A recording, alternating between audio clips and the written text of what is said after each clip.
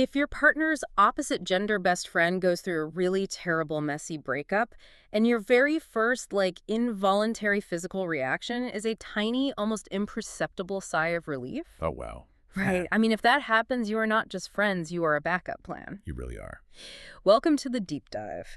Today, our mission is to unpack one of the most hotly contested, just endlessly debated relationship questions of human history. Oh, absolutely. Can men and women really be purely, strictly, uncomplicatedly platonic friends? It is the debate, right? I mean, it has fueled a million group chat arguments, caused so many sleepless nights, and just quietly dismantled relationships that otherwise seem, perfectly fine. Exactly. And to navigate this, we are diving deep into this really fascinating, unfiltered conversational script called No Filter Zone. Yeah, it's a great source. It really is. It features two people, Marcus and Leila, and they represent two intensely opposite, deeply held perspectives on this exact issue. And what makes their discussion so compelling is that it completely strips away, the clinical psychology jargon. Right. They aren't talking in theories. Exactly. They are exploring the visceral, messy reality of personal stories, the gray areas of platonic relationships, and the highly specific red flags that partners often spot long before anything technically happens. Which is incredibly necessary. Because the anxiety surrounding this topic, it isn't just theoretical. No, not at all. It is a lived somatic experience for so many people. I mean, picture this, right? You're sitting on the couch. It's like 10:30 p.m. on a Tuesday. Your partner's phone lights up on the coffee table. Oh, I know this feeling. You don't mean to look, but you see it's their quote-unquote best friend again. Your heart rate spikes, your stomach tightens. Yep. And you have to ask yourself, why? Are you just being paranoid and insecure? Or is your nervous system picking up on some sort of micro-betrayal? It's such a tough spot to be in. It is. So whether you are currently defending a lifelong platonic friendship to a suspicious new partner, or you are the partner feeling that lingering, unexplainable sense of dread over a best friend, this deep dive is going to give you the ultimate litmus test. We are going to really try to separate that internal insecurity from objective, actionable red flags. Okay, let's unpack this. Because Marcus and Leila immediately established the core tension of this entire debate. Right at the start. Yeah, it is this massive clash between someone's internal experience of their own friendship and the often cynical assumptions that the rest of the world makes about that exact same friendship. Right. Marcus plants his flag firmly in what we could call the possible but exceedingly rare camp. And he approaches this with a heavy dose of pragmatism. He does, but it's really vital to note his reasoning here. He doesn't fall back on that tired evolutionary trope that, men are just biologically incapable of self-control. Oh, thank goodness. Right. He bypasses that entirely. His argument is that true, uncomplicated platonic friendship is rare because when you look closely at the history of these cross-gender dynamics, there is almost always a moment where the energy shifted. Someone, at some point, felt a spark. There's a moment of what if. Right, and Marcus argues that even if that what-if moment completely passes, even if they never act on it physically, the mere existence of that past romantic or sexual tension fundamentally alters the architecture of the friendship moving forward. It leaves a mark. It does. And to illustrate this, he shares a surprisingly vulnerable story about his own life from the text. He talks about a woman he calls Kay. Yeah, this part was fascinating. She was his undeniable best friend. She knew his family. She was his emotional sounding board, genuinely his closest confidant. But then he admits this massive caveat. The window. Yes. He says there was a specific 6-month window where if she had initiated a romantic relationship, if she had just casually said, hey, let's try this, he would have said yes without hesitation. And that 6-month window is really the crux of the entire messy middle argument. So she ends up dating someone else, the window closes, Marcus moves on, and their friendship survives. But he uses this to validate the anxiety of new partners. Which is so important. Right, because even if Marcus and Kay are completely platonic now, a new romantic partner stepping into Marcus's life isn't crazy for intuitively sensing the echo of that 6-month window. Let's look at the psychology of what that new partner is actually sensing there. Yeah, let's get into that. Human beings are incredibly adept at reading micro-expressions, right? Body language, the unspoken history between two people. We pick up on so much without realizing it. Exactly. When Marcus and Kay interact, There is likely a baseline level of emotional intimacy, maybe a shorthand, or a specific kind of eye contact that was forged during that window of romantic possibility. Wow, yeah. It leaves a residue, and the new partner picks up on that residue, and their brain flags it as an anomaly. The partner isn't being paranoid. They're accurately reading a historical reality that has been baked into the present dynamic. That makes so much sense. But then we have Leila, who completely flips the script. He really does. She sits firmly in the absolutely possible camp. She talks about having these lifelong male friends who have consistently shown up for her, checked on her, and provided a kind of grounded perspective she values deeply. And she's adamant about it. She is adamant that no lines have ever been crossed.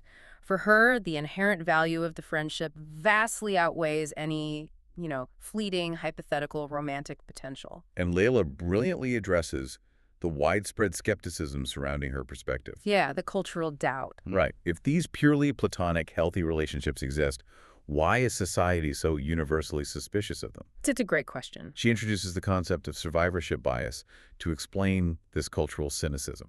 Okay, survivorship bias is such a fascinating lens for this. Let's really dig into how it warps our perception of relationships. So survivorship bias is a cognitive shortcut. It's where our brains focus only on the people or things that, quote-unquote, survived a specific process, while completely ignoring those that didn't. Usually because of a lack of visibility around. Exactly. We base our entire understanding of a phenomenon on an incomplete, highly skewed data set. So in the context of cross-gender friendships, Leila argues that we only ever hear about the catastrophic failures. Oh, that makes so much sense. Right. We only hear about the best friends who end up having a drunken affair and ruining a marriage. Those stories produce massive emotional shockwaves. They get whispered about in social circles. They cause traumatic breakups. They are loud. Because human brains have a negativity bias. We are evolutionarily wired to pay attention to the loud, dangerous failures to protect ourselves. Precisely. The failures are loud and memorable, but the successes, the perfectly healthy, boundaries-respecting, entirely platonic friendships, They're invisible. they are totally invisible. Nobody posts on social media like, just had a totally normal, non-threatening lunch with my guy friend where neither of us harbored secret resentment or romantic longing. That would be a hilarious post, actually. It would. Yeah. But healthy friendships don't generate gossip.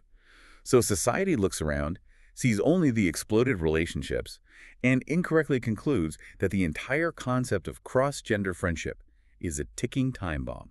Okay, I love the logic of survivorship bias there, but let me play devil's advocate for a second. Sure, yeah. Let's look at this from the perspective of the new romantic partner who is being asked to accept this friendship.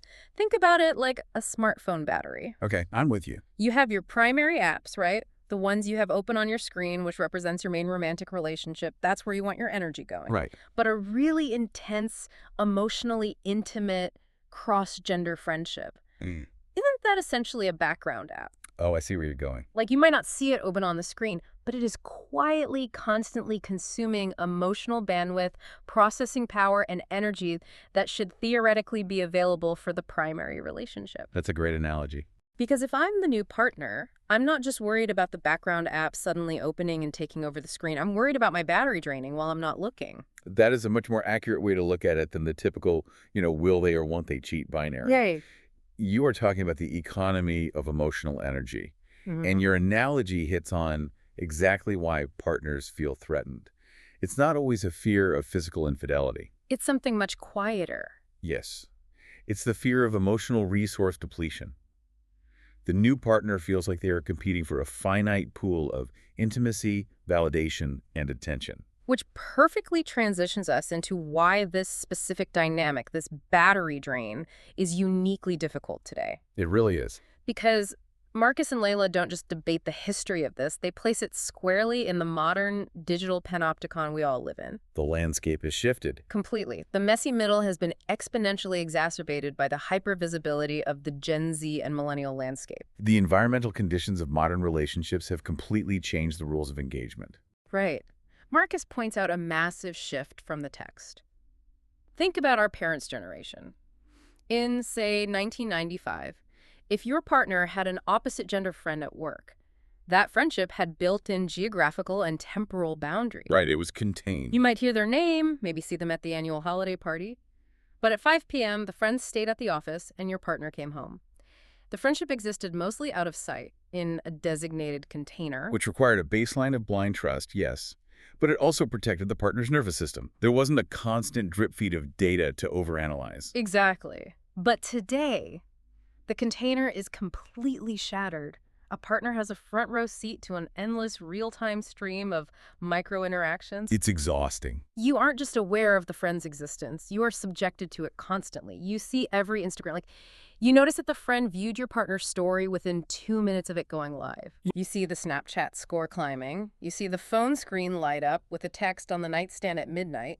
You have 24/7 unprecedented access to the absolute minutia of their dynamic. If we connect this to the bigger picture, to the underlying psychology, we have to recognize that the human brain was simply not designed to process this volume of peripheral social data. We just weren't built for it. No. We are subjecting our nervous systems to an environment of constant surveillance. Which brings up Foucault, right? Yes. The philosopher Michel Foucault popularized the concept of the panopticon. It's a prison design where inmates could be watched at any given moment. Right, but they never knew exactly when they were being watched. Exactly. Which led them to constantly regulate their own behavior because the threat of observation was omnipresent. Social media has essentially turned modern relationships into a digital panopticon. Wow, yeah, you are sitting there observing everything, and the sheer amount of data forces your brain to try and make a pattern out of it. You are constantly being fed fragmented pixels of a relationship you aren't actually a part of.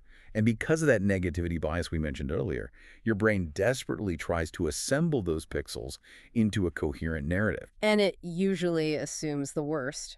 Almost universally, it constructs a threatening narrative to protect you. This breeds a very new, very specific kind of hypervigilant anxiety. And this is where Leila makes a crucial intervention in the conversation. She points out that we have to fiercely differentiate between two distinct sources of this modern anxiety. These are so important. Internal insecurity versus an actual objective red flag. Because right now, couples are weaponizing these terms against each other. This distinction is everything. Let's break it down.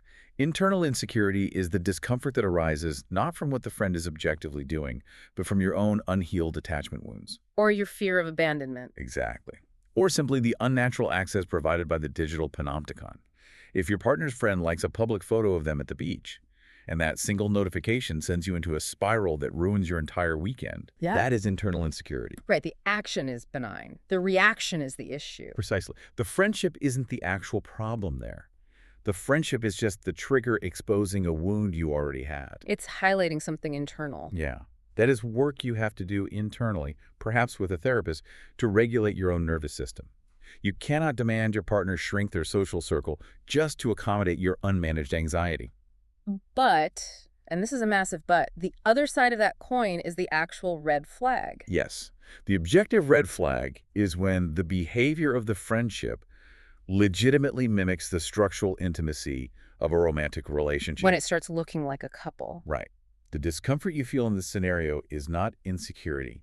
It is a highly accurate, intuitive reading of an inappropriate dynamic. Which people gaslight each other over all the time. The tragedy of modern dating is that these two things are constantly confused.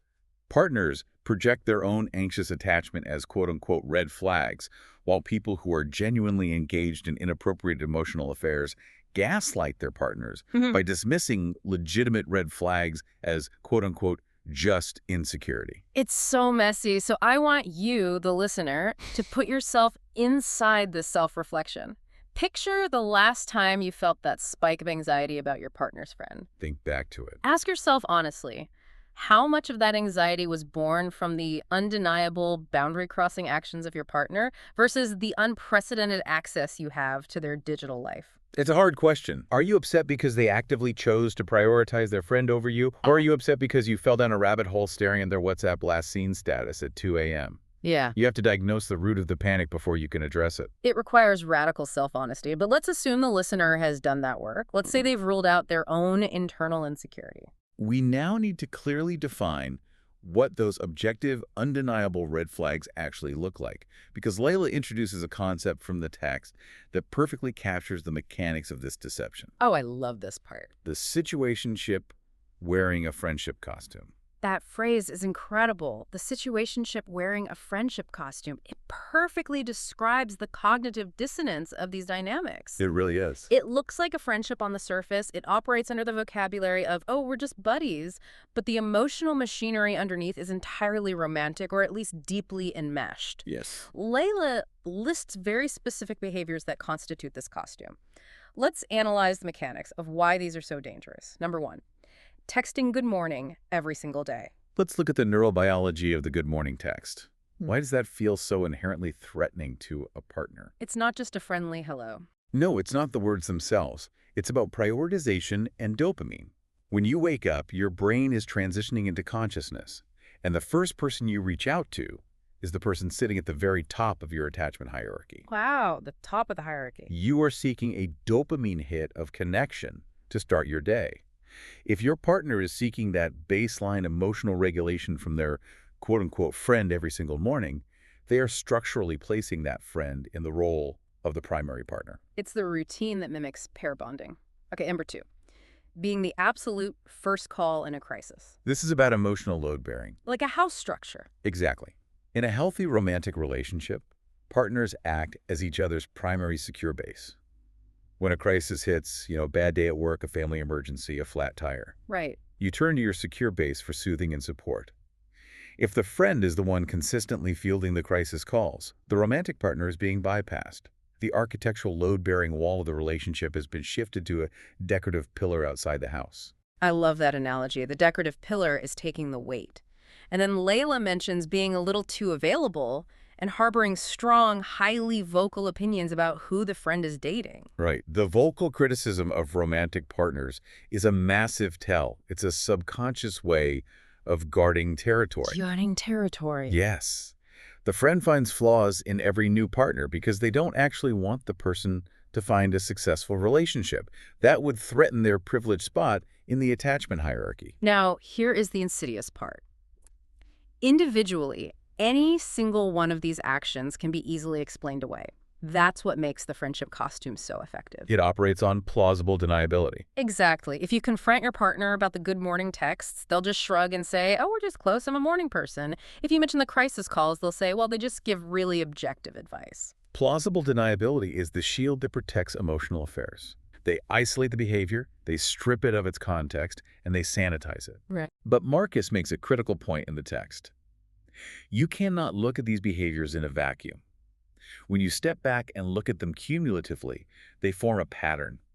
And behavioral patterns are never accidental. Never. If someone is your first thought in the morning, your emotional safety net in a crisis, and actively critiquing your romantic life, that is not a friendship. That is a romantic relationship minus the physical intimacy. Which means the new partner who feels crowded out isn't crazy.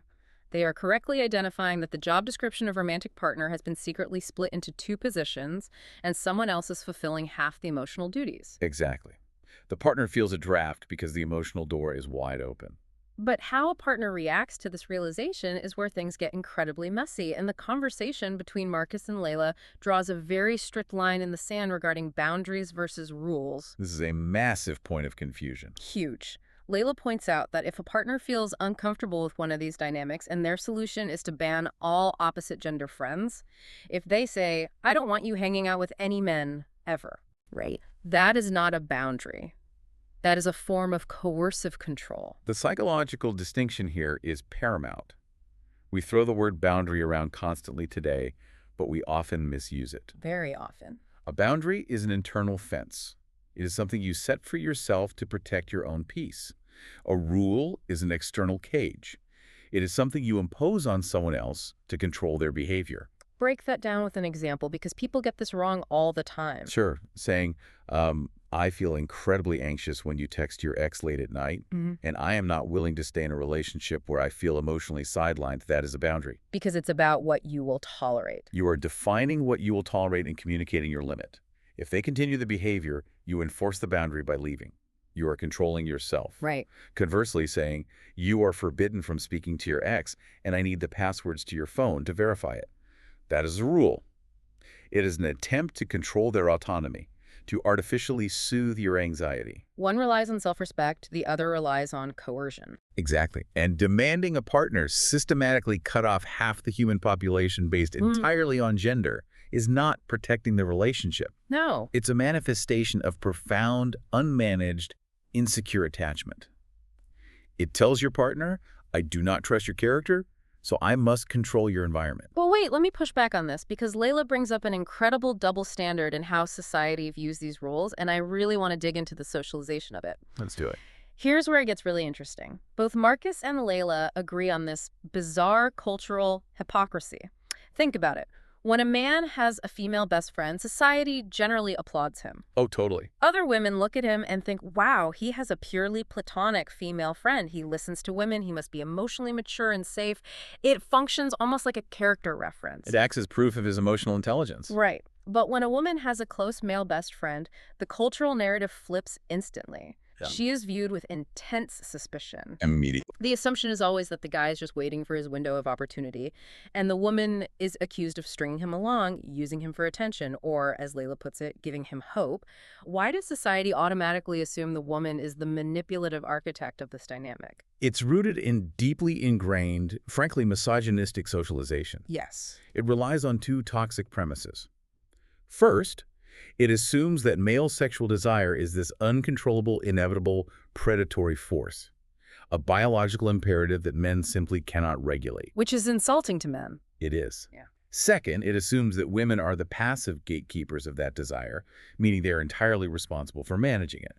So if a man secretly wants a woman who is just being his friend, society blames the woman for being too close or too desirable. Instead of blaming him. Right, rather than holding the man accountable for his own hidden motives.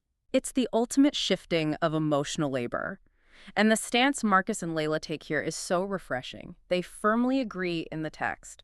If a man catches romantic feelings for a woman who has only ever offered him friendship, who has never crossed a line or flirted, managing those feelings is entirely his responsibility. Full stop. It demands adult emotional accountability.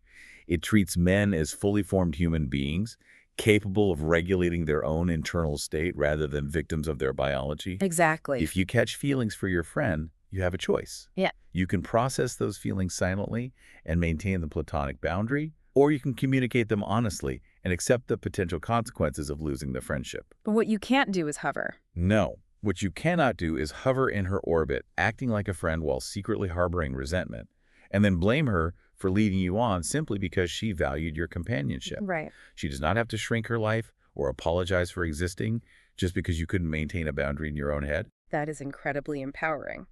But it also brings us to the darkest, most invisible part of this entire debate. We've talked about the overt behaviors, the morning texts, the coercive rules, the double standards. Yeah. But now we have to transition into the hidden internal motives that drive these toxic dynamics. Because sometimes the red flag isn't in how often they text.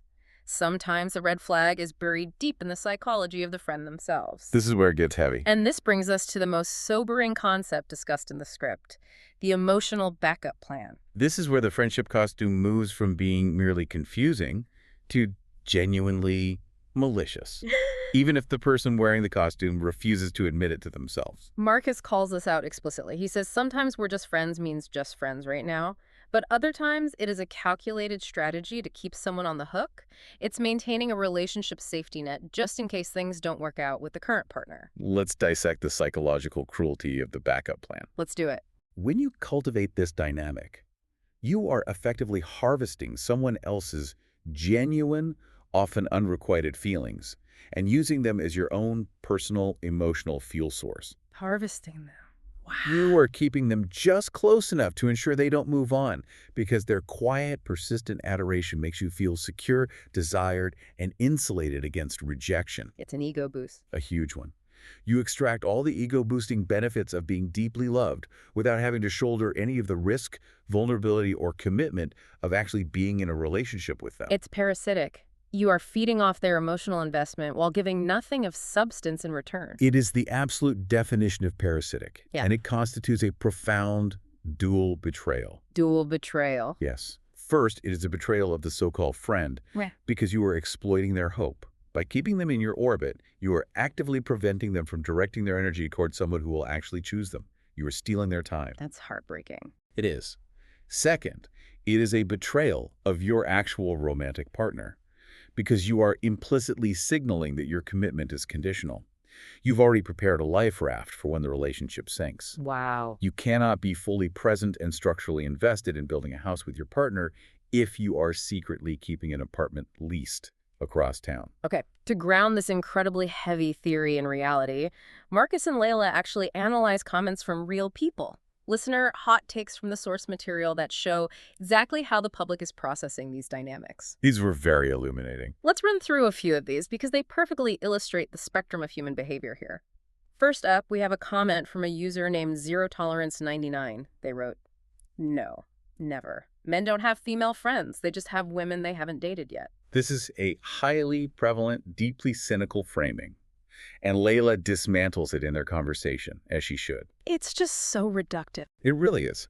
This viewpoint reduces men to purely predatory opportunists who are completely incapable of valuing women for anything other than her sexual or romantic utility. Yeah. It strips men of their capacity for complex, multifaceted human connection. And it implies women have nothing of intellectual or emotional value to offer outside of a romantic context. It's a very bleak, reductionist way to view half the human population. It flattens the human experience. Now, the next comment from a user named Both Sides Now is entirely different, and it's the one I brought up at the very beginning of this deep dive. Oh, the relief test. Yes. They propose a physiological test. They write, "If one of you is secretly relieved when the other's romantic relationship fails, you are not just friends." I call this the relief test, and honestly, it might be the ultimate diagnostic tool for everything we've been talking about. It is brilliant because it bypasses the conscious mind and goes straight to the somatic response. Let's analyze the neurophysiology of that exact moment. Your friend calls you, crying, because their partner just broke up with them. Your conscious, socialized brain might immediately say, "Oh no, I'm so sorry, that's terrible." You might say all the right supportive things. Right, because you know you're supposed to. But what happens in your body before your brain engages? Does a tight knot in your chest suddenly release? Do you feel a sudden, quiet surge of validation or a subtle rush of opportunity? Right. What is the involuntary nervous system response? Exactly, because genuine, purely platonic friends operate from a place of altruistic love. They genuinely want happiness for the people they care about. Compersion. Yes. If your friend finds a wonderful, secure, loving partner, a true friend feels compersion. They feel joy on behalf of the other person. Right. But if your friend's heartbreak brings you a secret internal sense of victory or relief, you do not view them as a friend. You view them as territory that just became available on the market again. That is such a harsh reality. You cannot be a genuinely supportive friend while secretly rooting for their romantic demise. The relief test exposes the truth every time. Keep the relief test in your back pocket, everyone. It is foolproof. The third comment is from an anonymous user, and it shifts the vibe completely. It's a success story. We needed one of those. Yeah. A wife writes that her husband's absolute best friend is a woman he's known since high school. She admits very vulnerably that she used to be incredibly insecure about it when they first started dating. Which is natural. Very natural. But now, she says she loved the friend was in their wedding party, and she ends the comment with, "It took time, but I got there." This comment is the necessary antidote to the cynicism of ZeroTolerance99. This is what secure attachment looks like when it is actively built in the real world. Notice the crucial phrase she uses. It took time. She didn't pretend to be the cool, unbothered girlfriend right away. Precisely. She didn't instantly suppress her very natural anxiety. She acknowledged her insecurity, but instead of utilizing coercive control, instead of issuing an ultimatum and demanding her husband cut off his lifelong friend, she did the difficult internal work. She faced it. She practiced exposure therapy. She engaged with the friend, got to know her as an individual, complex human being rather than an abstract, looming threat. And she allowed trust to build organically. But that takes effort from everyone. It does. It's important to note that this success story requires emotional maturity from all three people. The husband had to be transparent. The friend had to be welcoming and respectful of the marriage, and the wife had to be willing to process her anxiety. It's like the new partner realized the battery wasn't actually draining. The friend was just a completely different device on the same network. That's a great way to put it. It's a beautiful realization. But then we hit the final comment from a user named Honestly, though, and it brings us back to the danger zone. Yes. They write that the real question isn't whether men and women can be friends, but whether the friendship has healthy limits. They warn about the danger of being, quote, emotionally intimate with someone in ways your partner doesn't even know about. And Leila identifies this specific warning as the core thesis of their entire debate. This is the quiet, suffocating death of just friends. Because it's invisible. Right. Society tends to define infidelity almost exclusively by physical acts. But emotional infidelity is often vastly more damaging to the foundational trust of a relationship. Let's talk about the emotional capital. Think of emotional capital like a financial portfolio. You only have so much to invest.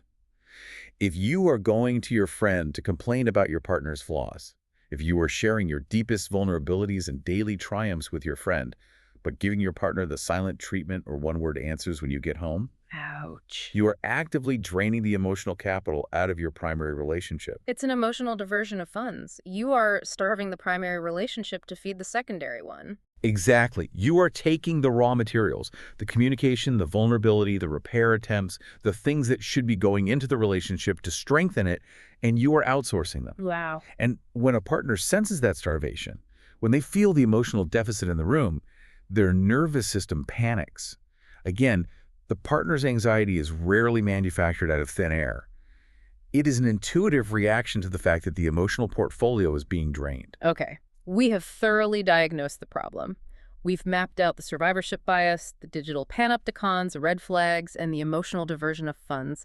Now, the deep dive must move to the crucible application. This is where the rubber meets the road. How do we test for this in our own lives, and how do we fix it when the dynamic goes wrong?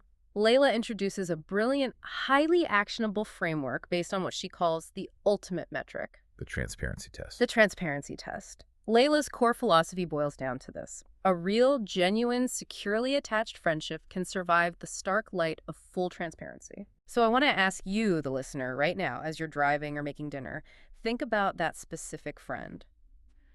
Could your partner sit down right now and scroll through your text thread with them? Good question. Could your partner listen in on your hour-long phone calls? Could they read your Instagram DMs? We are absolutely not saying your partner should do this. Privacy is a fundamental right in a healthy relationship. Of course. But hypothetically, could they? If they did, would they just see two people talking about work, movies, and life, or would they find inside jokes at your partner's expense, subtle, testing flirtations, and emotional confessions? It functions as a hypothetical stress test for the integrity of the friendship. It is about the presence of shadows. Shadows versus daylight. A healthy, structurally sound friendship operates in the daylight. If you feel a physiological spike of panic at the thought of your partner seeing the messages, if there's a constant subconscious need to hide the frequency of the communication, to selectively delete threads, or to wait until your partner leaves the house to return a phone call. Oh, that's a big one. Right. If the dynamic cannot handle the light being turned on, you already have your diagnostic answer. It is not a friendship. It is an emotional enclave that you are actively protecting from your partner. That is such a stark, unforgiving metric, but it cuts through all the excuses. To put this theory into practice, Marcus and Leila run through several rapid-fire, real-world role-playing scenarios. These are so practically useful. They really are. Let's put you in the hot seat to break down the psychology of how we should respond to these. Scenario 1. You are the partner. Your significant other talks to their opposite gender best friend every single day. Okay. They aren't hiding it, but you feel this persistent, vague discomfort that you can't fully articulate. What is the play here? How do you bring this up without sounding crazy? The advice here requires a master class in emotional regulation. The absolute worst thing you can do instinctively is attack the friend. So no walking into the kitchen and screaming. Do not walk into the kitchen and say, "I hate how much you text Dave. It's weird." The moment you say that, you trigger your partner's defensive mechanisms. You've made Dave the victim. You have instantly turned the situation into a loyalty test. You versus Dave. And human beings will instinctively defend their support systems. Instead, you have to utilize a concept popularized by the Gottman Institute, a soft startup that addresses the feeling, not the friend. Okay, what does that sound like? You say, I've been feeling a little disconnected from you lately, and I'm really craving some focused time with just us. Can we talk about how to fix that? Oh, that is a massive pivot. You didn't even mention Dave's name. Exactly. You completely change the architecture of the conflict. You are framing it as an us versus the problem scenario, where the problem is simply a feeling of distance. Right. You are offering a bid for connection. You are inviting your partner toward you, rather than pushing them away by attacking someone they care about. And how should they respond? Well, if your partner is securely attached and committed to you, they will respond to that vulnerability by leaning in and adjusting their bandwidth. If they immediately get defensive and accuse you of trying to control them, well, that gives you a different kind of answer. That is so incredibly smart. Okay, scenario 2. You are the friend. You have an opposite gender best friend of 5 years. Out of nowhere, they confess that they have harbored deep romantic feelings for you the entire time. Oh boy. You absolutely do not feel the same way. You are currently single, so there's no partner to upset. Do you keep the friendship going? The psychological consensus here is tough, but it is rooted in fundamental compassion. You have to take a massive step back. Really? Yes. When someone confesses long-term, unrequited feelings, the structural integrity of the platonic dynamic is permanently broken. The illusion is gone. It cannot instantly revert to just friends because you now know that every movie night, every late-night text is being processed by them through the lens of limerence and romantic hope. Wait, if the person who confessed says, please, let's just pretend I never said it, I don't want to lose you, isn't it cruel to abandon them? It feels cruel in the moment, but staying is actually the crueler option. If you try to keep them close simply because you miss their company or you feel guilty, you are prioritizing your own comfort over their long-term emotional recovery. That's a hard truth. Real, profound friendship means caring about what is genuinely best for the other person's psychological health. And what a person nursing an unrequited broken heart needs is space. They need distance. They need the emotional distance to grieve the fantasy and neurologically detach. If you remain a constant presence in their life, you are acting as both the cause of the wound and the bandage. You are continuously resetting their healing process to zero. You have to skid away to let them heal. You cannot be the wound in the bandage. That is a brilliant way to frame it. Okay, scenario 3. You are newly dating someone, everything is great, but they are still very close with their ex. A classic. They swear up and down that they are, quote, just friends now. Is this an automatic eject button red flag? It is not an automatic red flag, but it requires extreme situational awareness. We have to clearly distinguish between history and unfinished business. What's the difference? Context is the only metric that matters here. If they dated for 4 months during sophomore year of college, realized they had zero romantic chemistry, but made great study buddies, and it's been 6 years of platonic group hangout since. That is history. The romantic timeline has been fully resolved and closed. Okay, but what does unfinished business look like? How do you spot it? Unfinished business is messy. It's when they broke up 3 months ago because the timing was wrong. The ex is still listed as their emergency contact. They still share a Netflix account, and they text each other immediately after every minor life inconvenience. That's very different. The emotional umbilical cord has not been severed. It's just been hidden. And the ultimate tell for a new partner trying to navigate this is somatic discomfort. What do you mean? When you ask calm, mildly curious questions about the ex, it's like, oh, how long did you guys date? Does your partner answer openly, easily, and without hesitation? Or do they suddenly get tense, overly defensive, evasive, and accuse you of interrogating them? They get prickly. Yes, the prickliness. Defensiveness and discomfort are the physiological tells that the emotional sorting process between them and the ex is not finished. They are guarding an active nerve. So pushing all of this to its absolute breaking point, we arrive at the final scenario discussed by Marcus and Leila.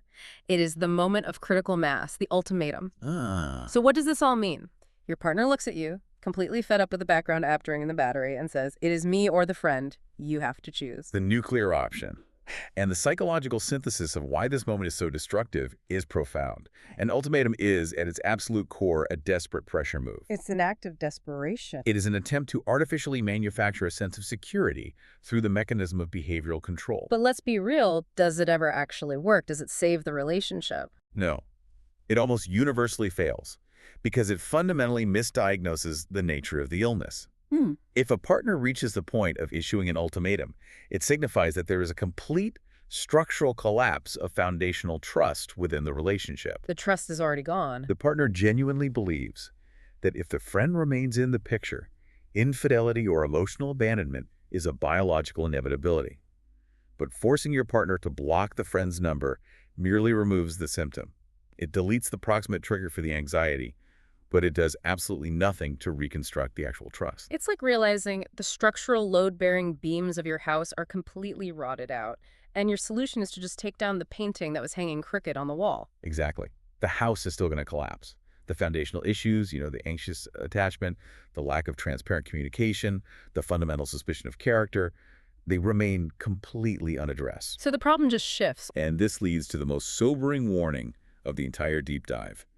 You can give in to the ultimatum, you can text the friend and say we can't talk anymore, you could lose that friendship, and you will likely still lose the romantic relationship 6 months later. Because the mechanics are still there? Because the toxic, insecure mechanics that generated the ultimatum in the first place will simply detach from the friend and project themselves onto the next perceived threat.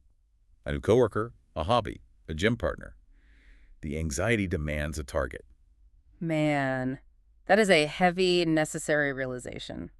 So as we pull all of these threads together and synthesize the journey we've taken through Marcus and Leila's perspectives, it becomes abundantly clear that this debate isn't about finding a universal binary yes or no to the question of whether men and women can be friends. The question itself is almost a distraction. The reality is highly painstakingly conditional. It is entirely conditional on the emotional maturity, the self-awareness, and the rigorous honesty of every single person involved in the dynamic. Right. It's not about the gender of the friend. It is about holding up a mirror and asking yourself the incredibly uncomfortable question.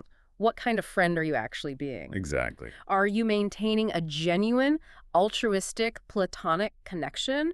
Or are you quietly cultivating an emotional backup plan because you're terrified of being alone? It's about honesty. Are you actively protecting your partner's peace of mind by maintaining clear, observable boundaries? Or are you just protecting your own ego by keeping a reliable emotional fuel source hovering in your orbit? And ultimately, returning to Leila's perfect metric, can the architecture of this friendship survive the stark, unforgiving light of total transparency? Those are the only metrics that actually matter. It requires looking at the battery drain, identifying the emotional diversion of funds, and taking accountability. And as a final call to you, the listener, as you navigate these incredibly muddy waters in your own life, remember that a mature approach always starts with vulnerable, honest communication, not accusations, surveillance, and ultimatums. We have to move past the control. It means doing the hard internal work to ensure that your own unhealed attachment wounds and past traumas aren't being weaponized and projected onto your partner's genuinely innocent connections. You have to learn the difference between your own internal ghosts and a real, objective threat standing in the room. Absolutely. But before we wrap up today, I want to leave you with a final lingering thought. It's a concept that builds directly upon Leila's transparency test, but it introduces a philosophical wrinkle that completely complicates everything we've just discussed. Oh, I love a good philosophical wrinkle. Lay it on us. In quantum physics, there's a well-known principle called the observer effect. Okay, the observer effect. Simply put, it states that the very act of observing a phenomenon fundamentally alters how that phenomenon behaves. The observation itself changes the reality of the particles. So looking at it changes it. Yes. So let's apply quantum physics to human trust. We established that full transparency, the ability for a partner to monitor, read, and verify every single interaction, is the ultimate proof of a platonic friendship's innocence. Right, that was the metric. But does the very act of enforcing that constant transparency irrevocably change the nature of the friendship itself? Oh, wow. That is deep. Think about it. A true friendship is historically built on relaxed, unwatched intimacy. It's an organic space of unguarded vulnerability between two people. It's safe. But if that friendship now only operates under the constant, watchful, verifying eye of a romantic partner, if every text has to be carefully worded to prove it isn't flirtatious, if every hug has to be mathematically calculated to ensure it doesn't linger, That sounds exhausting. is it still the same safe, relaxed friendship it once was? Or, by observing it so closely and so suspiciously to ensure it doesn't become romantic, has the anxious partner inadvertently destroyed the friendship anyway, transforming it into a sterilized, highly performative interaction? That is an incredible paradox to ponder because when you put a relationship under a microscope, you have to slice it paper thin and pin it down first. Mm, Sometimes the diagnostic tool itself kills the organism you were trying to study. it really does. It seems we are right back in the nuanced, messy gray areas we started in, but hopefully armed with a much sharper psychological map to navigate them. Until next time, keep diving deep.